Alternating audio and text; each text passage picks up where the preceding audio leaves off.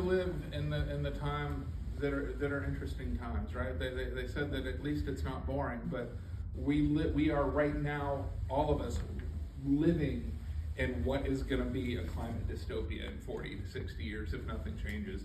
We are living in a situation where we are in the richest country in the history of the world, yet 50% or close to 50% of the people that live in this country live at or below the poverty line. And the poverty line is still considered $17,000 a year. So effectively that means that 80% or thereabouts of people in this country are housing insecure. In the richest country in the history of the world. We are being failed by the two major political parties here, the Republicans and the Democrats. You see them fight all the time, but what are they fighting over? They're fighting over the small things. Because when it comes down to it, Joe Biden was willing to Reagan the rail workers, right? When it came time for a negotiation for workers, he failed. And the Democrats, the high Democrats, the progressive Democrats, weren't any better because some of them supported him Reaganing the rail workers. We live in a society where we have enough money to take care of the needs of everybody. We are a wealthy enough society to make sure that everyone has free and quality education, free and quality health care. We can do it. We have the money to do it, but the people in power have decided not to. The people in power have decided that they would rather send bombs overseas to bomb children. And regardless of what your take is on the Middle East, just know that every bomb that falls on a child in Gaza was paid for by you and me, by our tax money. Did they ask us before they did it? They did not.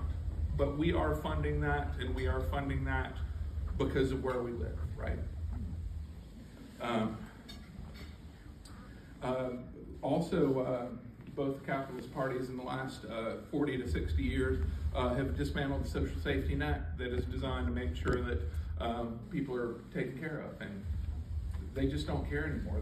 They're defunding education. Their attempts at reform in healthcare just gave more money to the insured.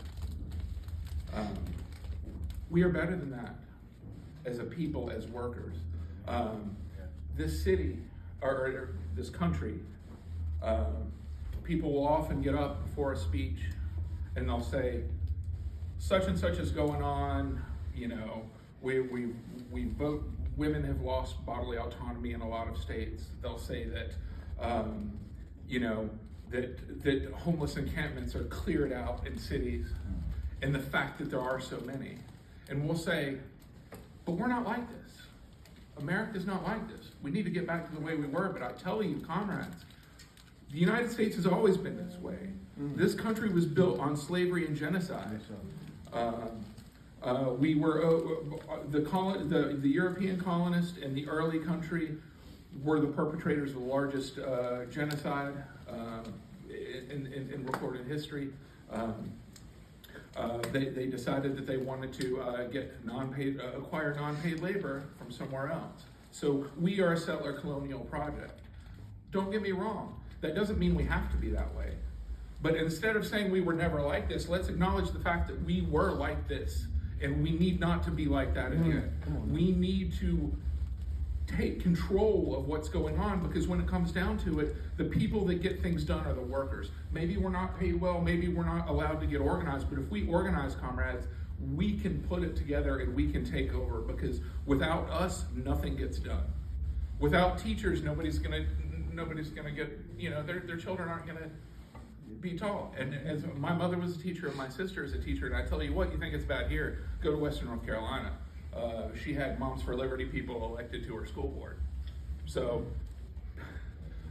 we live in a society where, as a general rule, we are in a place that we are more accepting as people generally amongst us.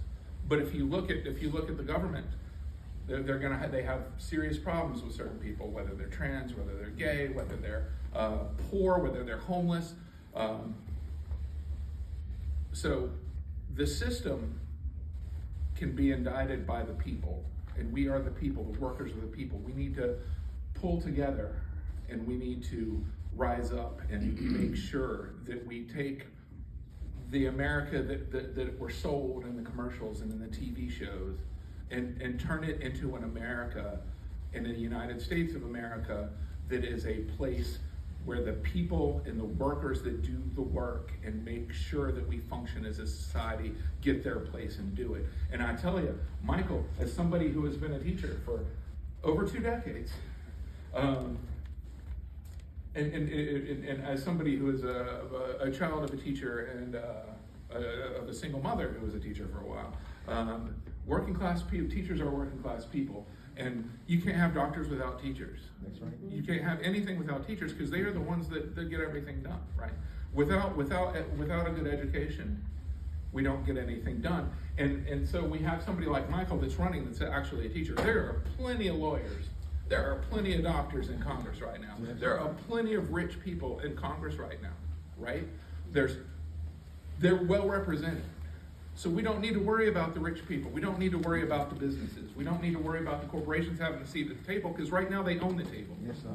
And it's up to the people, and it's up to people like Michael over here that can get elected in this district. This district is a safe district for the left, right? And instead of the Democrats running somebody that's at all progressive, they're running Deborah Ross, right? Like, I was on a call with her with Sierra Club, had a call that we're talking about Joe Biden's like Making America Great bill or whatever, that said it was the biggest piece of environmental legislation in there. And she sent one of the people, the staff from here, trying to sell that. But at the same time, that staff member could not explain why that said bill expanded offshore drilling, right? Like, I mean, when it comes down to it, Michael has been an environmental activist.